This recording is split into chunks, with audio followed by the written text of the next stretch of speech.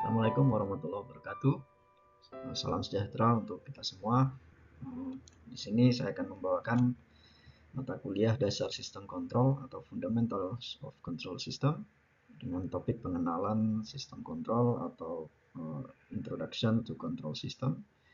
Saya Muhammad Abdul Hadi, salah satu dosen pengampu di mata kuliah ini. Mata kuliah ini memiliki capaian pembelajaran lulusan atau Graduate Learning Outcome sebagai berikut.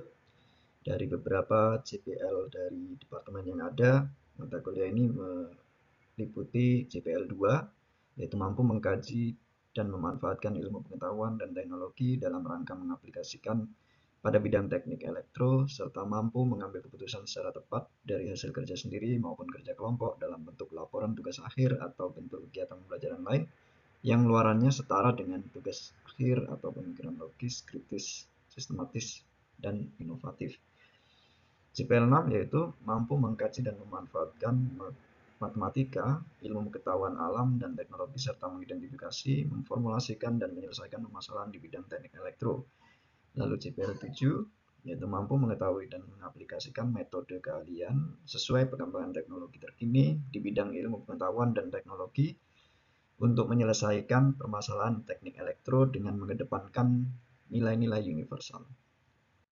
Lalu capaian pembelajaran mata kuliah atau CPMK, ada beberapa CPMK yang dibebankan pada mata kuliah ini, yaitu pertama mampu melakukan pemodelan matematika sistem dinamik pada permasalahan sistem kontrol yang berkaitan dengan CPL 2, lalu mampu menganalisis spesifikasi respon dan kestabilan sistem yang berkaitan dengan CPL 6, lalu mampu merancang dan mensimulasikan sistem kontrol menggunakan controller PID sesuai dengan CPL 7 sehingga totalnya dari bobot masing-masing 35, 30, dan 35% menjadi 100%. Nah, berikutnya adalah penilaian dan referensi yang digunakan dalam mata kuliah ini.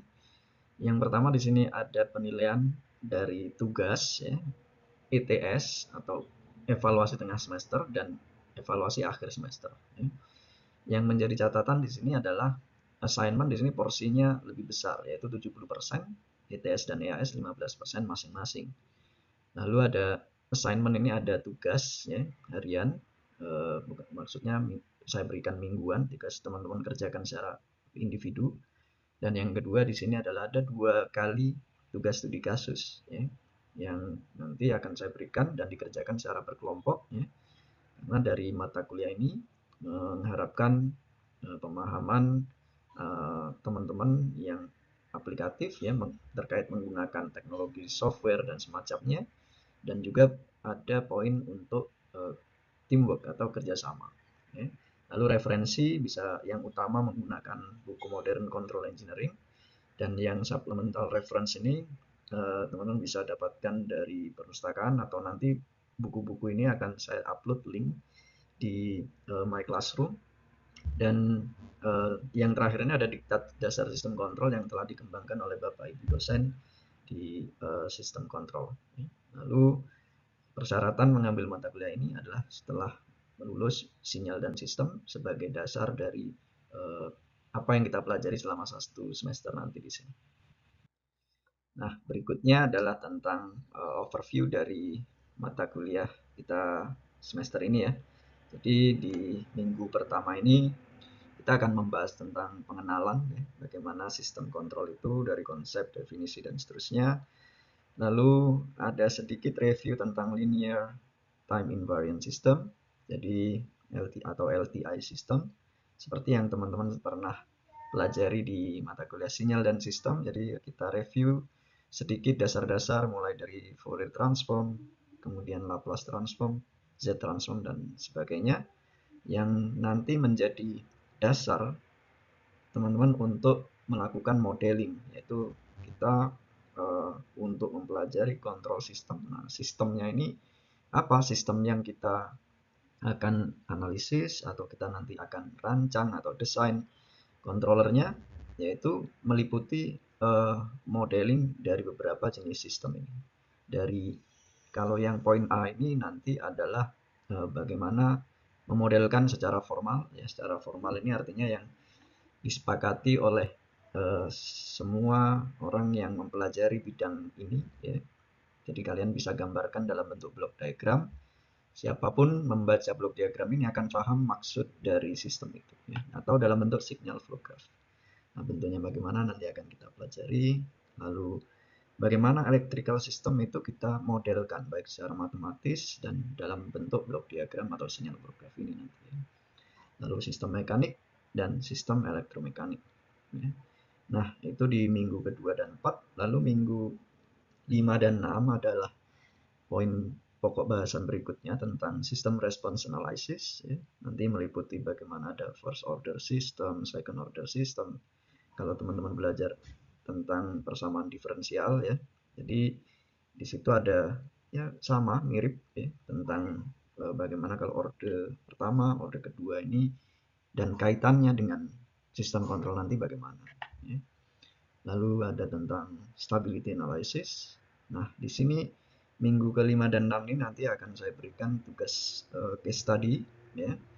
Bagaimana teman-teman bisa melakukan analisis tentang respon sistem, ya, dengan sebuah contoh studi kasus dan nanti akan dibagi kelompok, ya. Lalu ada UTS, ya, pada minggu ke-8 dan setelah tengah semester nanti akan dilanjutkan mempelajari tentang PID controller design.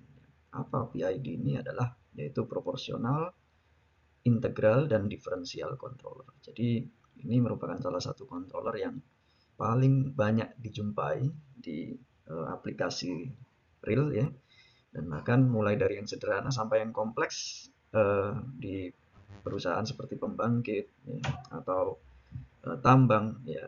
Untuk proses sistem mereka itu kebanyakan menggunakan PID controller ini, ya. Jadi ini sangat penting untuk adik-adik pelajari di perkuliahan ini. Lalu bagaimana controller ini bisa kita tuning, ya, atau kita adjust parameter controllernya supaya mendapatkan hasil respons yang performanya terbaik, ya. Itu ada salah satu metode namanya Ziegler-Nichols. Ini nama penemu atau yang mengusulkan metode ini, ya. Ini mulai dari minggu ke-9 sampai 10 kita belajar bagaimana mendesain berbagai macam controller, ya. Tidak harus PID tapi bisa jadi hanya P, PI, PD, dan PID, ya, kombinasi dari ketiganya. Lalu hingga nanti minggu ke 13-14 ini adalah kita mensimulasikan bagaimana kita mendesain satu PID controller, kemudian kita cari model matematis, kita angkat dari satu contoh real dalam bentuk model matematis sehingga kita bisa simulasikan, ya. Nanti menggunakan software MATLAB, ya. Kebetulan ITS memiliki license untuk adik-adik mahasiswa bisa akses sehingga bisa menjadi salah satu tugas case study, ya, yang kedua. Jadi ini nanti bobot penilaian yang cukup besar, ya, selain UTS dan UAS. Nah, untuk tugas harian atau PR tadi, ya, homework itu biasanya saya berikan di setiap ini week 1 atau week 2 sampai 4 ini hanya satu, ya. Nah, week 7 jadi setiap selesai kita ada satu atau dua pokok bahasan biasanya saya berikan tugas untuk dikerjakan di rumah, ya. Nah, kemudian untuk perkuliahan hari ini, ya, kita akan mempelajari tentang understanding control system definition atau bagaimana kita memahami definisi atau konsep, ya, dari sistem kontrol ini, lalu komponennya apa saja, ya, dan nanti control system itu ada dua jenis, ya. Ada yang disebut dengan open loop dan ada yang disebut dengan closed loop control system. Lalu bagaimana kita bisa menentukan, ya, jika ada satu contoh kontrol sistem, apa saja sih komponennya ini, ya. Dan kita tentukan, oh misalkan ada satu proses kontrol, misalnya temperatur kontrol begitu, ya. Nah, apa aja komponennya dan bagaimana kalau kita menentukan masing-masing komponen itu dari apa yang sudah kita pelajari, ya. Jadi hari ini yang akan fokus untuk kita pelajari. Nah, pertama adalah apa sih kontrol sistem itu, ya. Jadi sesuai dengan asal katanya, ya, ada sistem, ada kontrol. Ya. Apa sebenarnya sistem itu? Ya. Nah, sistem di sini secara garis besar ya, kita bisa definisikan dengan 4 keyword atau kata kunci. Ya. Yang pertama adalah satu sistem itu terdiri dari beberapa komponen. Ya. Ada elemen di dalamnya, jadi tidak hanya satu. Jadi yang disebut dengan sistem ini bukan satu komponen saja, tapi ada beberapa komponen. Ya. Tapi sebenarnya komponen ini harus menjadi satu, yaitu menjadi satu kesatuan atau disebut dengan unity di sini. Ya. Lalu setiap komponen tadi untuk bisa menjadi satu kesatuan itu memiliki koordinasi. Ya. Jadi kalau kita mengacu pada satu sistem itu, pasti sistem itu punya koordinasi antar masing-masing komponen. Dan tentunya koordinasi itu untuk mencapai satu objektif atau tujuan tertentu. Jadi ini secara umum sistem apapun ya, kita bisa definisikan sebagai dengan 4 keyword ini.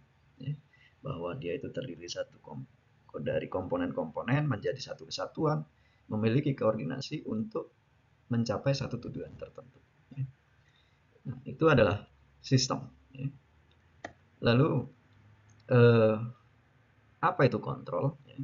Kalau dalam bahasa Inggris ini merupakan satu kata kerja ya, atau ya kita bisa anggap dia ini satu aksi ya, action to make something to works as our interest atau desired things. Jadi bagaimana kita membuat satu apapun itu ya, bekerja sesuai dengan keinginan kita. Ya. Jadi namanya ngatur, ngontrol itu bisa jadi kan misalnya kita pengen ngatur dalam satu tim ada pimpinan di situ, ada leadernya, anggotanya ini kan ingin diatur supaya ya teamworknya bekerja. Jadi leader memberikan instruksi, memberikan komen, memberikan aksi untuk mengatur anggotanya ini supaya bekerja sesuai dengan keinginan bersama, tentunya bukan hanya keinginan ketuanya aja. Ya. Tapi di sini kembali lagi bahwa sistem dan kontrol itu nanti apa? Ya. Jadi dari dua kata ini kalau digabung apa sih sebenarnya kontrol sistem itu? Ya. Mungkin ada adik-adik yang bisa menjawab. Silahkan. Ya, jadi eh, saya simpulkan ya di sini kontrol sistemnya setelah tadi saya mendengar dari jawaban adik-adik mahasiswa ya tidak ada salah dan benar namanya belajar ya kita di sini sama-sama mempelajari mungkin ini hal baru mungkin ada yang sudah pernah dengar atau membaca sebelumnya ya. Nah ini ada salah satu definisi yang saya ambil ya, yaitu kontrol sistem ini adalah suatu sistem dari devices ya, dari beberapa perangkat yang memanage memberikan perintah atau memberi arahan ya, atau mengatur, meregulasi behavior atau bekerjanya dari perangkat ini ya, atau sistem ini untuk mencapai desired results. Ya. Jadi sesuai dengan 4 keywords tadi yang saya sampaikan sebelumnya tentang sistem itu. Hanya saja kalau kontrol sistem di sini ya sistemnya itu bertujuan untuk apa? Memanage, memberikan perintah, memberikan arahan ya, atau meregulasi, mengontrol itu tadi. Ya. Sehingga tujuannya akan bisa tercapai. Ya, jadi ya, yang warna biru ini yaitu menunjukkan bahwa dia itu terdiri dari beberapa devices, perangkat ya, atau komponen. Nah, ini kata lain dari kontrol sebenarnya warna merah ini. Manage, commands, directs, regulates ya. Dan ini adalah objektifnya sehingga bisa berjalan sesuai dengan keinginan kita ya. Nah, baik berikutnya adalah tentang komponen dari satu sistem kontrol ya. Lalu di sini perlu saya sampaikan bahwa ada namanya closed loop control system atau loop tertutup ya. Di sini catatannya kalau dengan loop tertutup ini dia memiliki feedback atau umpan balik ya. Umpan balik itu bagaimana? Jadi dari kalau kita lihat gambar ini ya, set point. Jadi satu sistem itu memiliki input, ya, poin yang kita inginkan, satu nilai yang kita inginkan. Lalu di sini ada sisi output atau respons. Ya. Jadi setelah diberi input ini bagaimana respon sistem itu. Nah ini yang diukur. Ya. Ini yang disebut dengan feedback. Jadi kita melihat, mengamati, ya, melakukan sensing, pengukuran atau sensor biasanya di sini. Ya. Kemudian keluarannya ini atau responnya ini dikembalikan lagi sebagai input atau feedback. Ya. Nah komponennya apa saja? Di sini ada blok, ya. Kotak-kotak ini adalah komponen dari satu sistem kontrol. Ya. Yang pertama adalah controller, yaitu yang bertugas memberikan perintah atau instruction.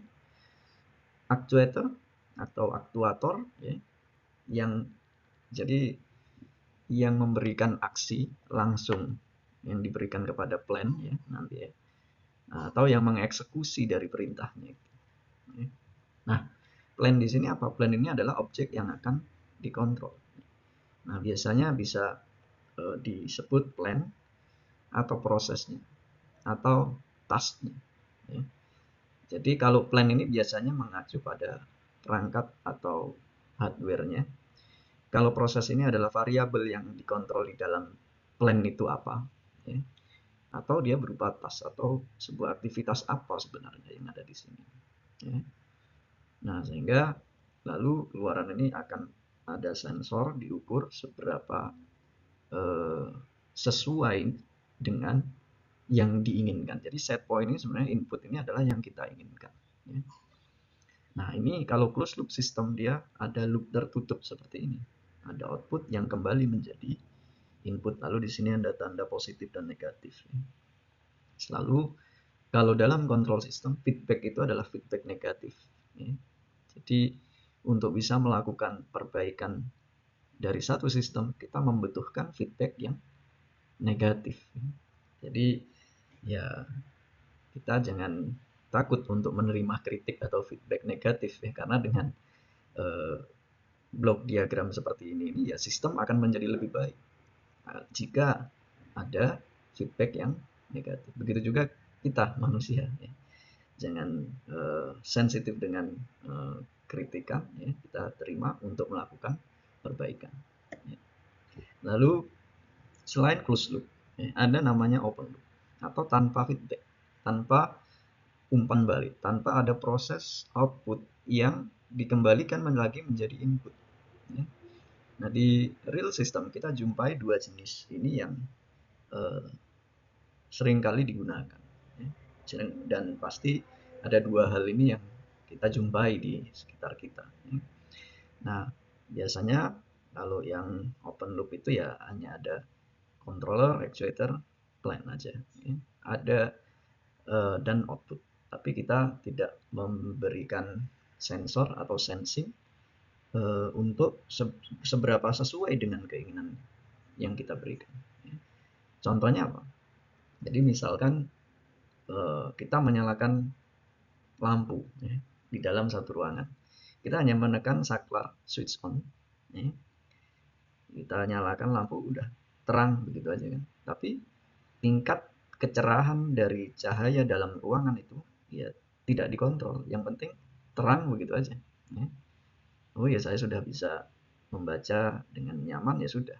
Kita tidak perlu secara spesifik berapa intensitas cahaya dalam ruangan itu kita ukur, kemudian kalau tidak sesuai harus dicerahkan lagi, atau kalau terlalu cerah dikurangi tingkat kecerahannya. Tidak perlu. Ya. Jadi itu yang open loop. Tapi kalau closed loop di sini seperti contohnya adalah AC, ya. Di dalam ruangan kalau ruangan itu panas, ya, seperti dalam kelas teman-teman di Surabaya ini kan panas, ya. Jadi begitu masuk kelas nyalakan AC pengennya ya segera dingin, ya. Tapi kalau misalkan terlalu dingin ya AC ini punya mekanisme otomatis, dia punya controller, ya. Lalu aktuatornya di situ ada kompresor, ya, untuk mendinginkan ruangan, ya. Lalu ini terus continuous dimonitor.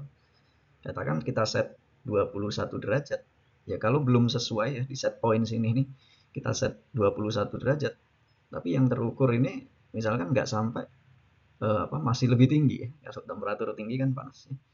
Katakan sekarang masih 25, ya, belum 21. Berarti ada selisih di sini. Ya, kan ini plus minus dikurangi.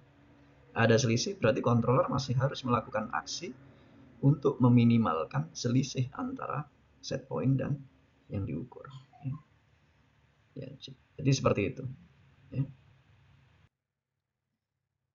Nah, berikutnya di sini ada video ya dari Boston Dynamics yang mungkin teman-teman pernah lihat video robot ini. Ya. Robot ini bisa melakukan apa ini aksi ya dengan mempertahankan keseimbangan. Ya. Dia bisa berlari di bidang miring, naik tangga, lompat, ya, tanpa jatuh. Ya.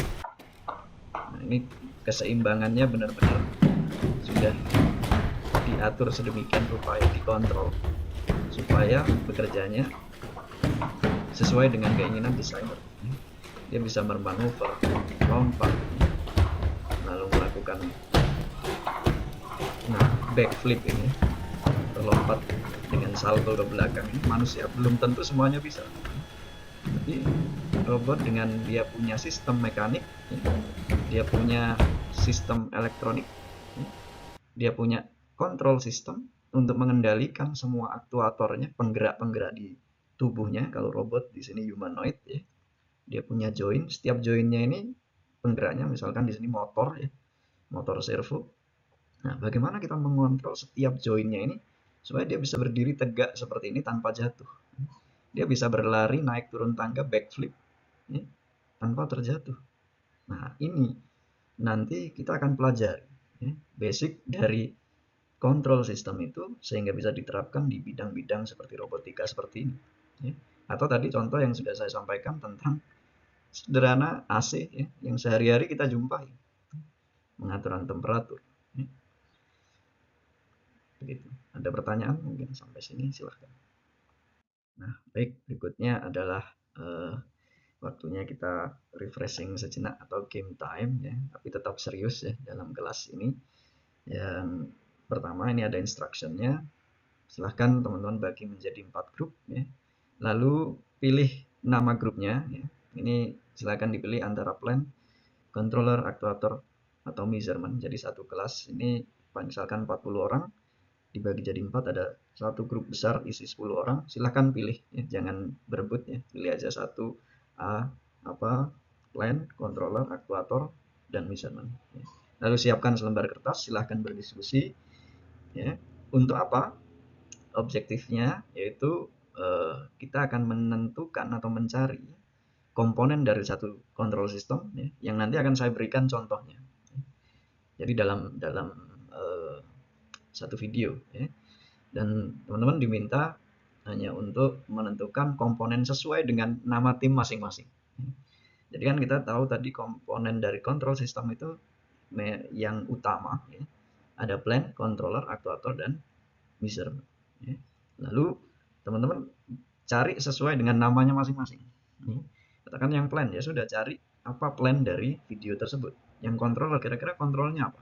Yang actuator begitu. Ya. Measurement juga begitu. Sensornya apa nih kalau measurement. Ya. Lalu dicatat dan nanti ada beberapa video dan masing-masing video waktunya hanya 20 detik ya, terbatas. Oke ya, siap? Nah, ini yang pertama ya. Luigi ini sedang apa ini? Menggosok gigi. Nah, kira-kira dari sistem ada tubuh manusia dan sedang melakukan aktivitas ini apa? Ya. 3, 2, 1, waktunya habis. Nah, berikutnya ini ya, ada apa nih? Mengatur temperatur air yang tepat sebelum kita mandi. Ya. Dan biasanya ada valve panas dan dingin ya atau kerannya. Silahkan dicatat apa plan, controller, actuator, dan sensor atau measurement. Ya, waktunya habis. Nah, berikutnya adalah autonomous driving car. Ya. Silahkan diamati apa, dicari ya, apa controller, plan, actuator, dan measurementnya. Ya, waktunya 3, 2, 1, habis. ini merupakan ringkasan jawaban ya. Jadi dari masing-masing aktivitas tadi, sikat gigi, mandi, dan autonomous driving car ya, masing-masing punya komponen yang sudah teman-teman sebutkan tadi, sudah tangkap, capture, harapannya bisa diingat untuk kita pelajari di bidang-bidang yang lain dan nanti memperdalam mata kuliah sistem kontrol ini. Nah, ringkasan dari mata kuliah ini yaitu kita sudah belajar CPMK minggu 1 hingga 4 ini ya, mampu melakukan pemodelan matematika sistem dinamik pada permasalahan sistem kontrol dengan indikatornya adalah bagaimana seberapa tepat ya, teman-teman nanti bisa menjelaskan definisi dan konsep sistem kontrol ini ya.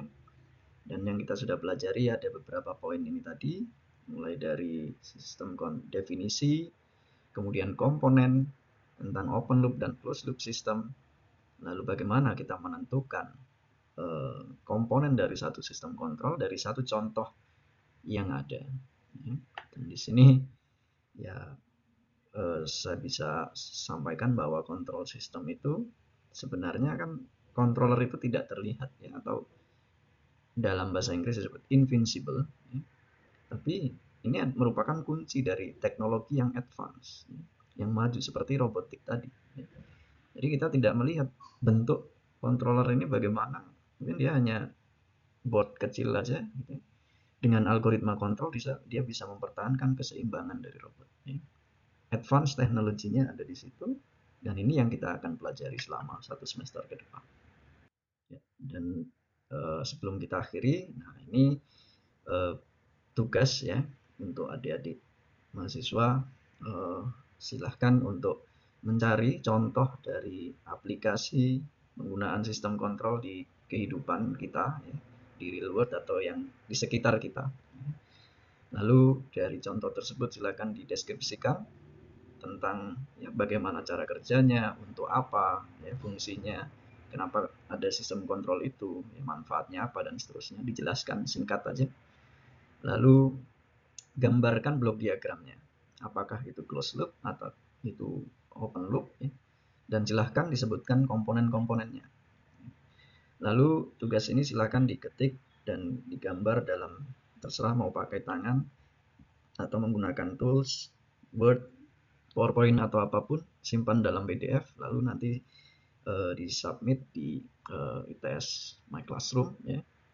Di sana nanti akan muncul link untuk submission dan deadline yang tertulis ya, paling enggak 1 minggu ke depan. Baik, ya terima kasih setelah atas kehadiran teman-teman semua. Demikian perkuliahan kita kali ini, semoga memberikan manfaat dan menambah ilmu teman-teman semua. Kurang lebihnya saya mohon maaf. Saya akhiri. Wassalamualaikum warahmatullahi wabarakatuh.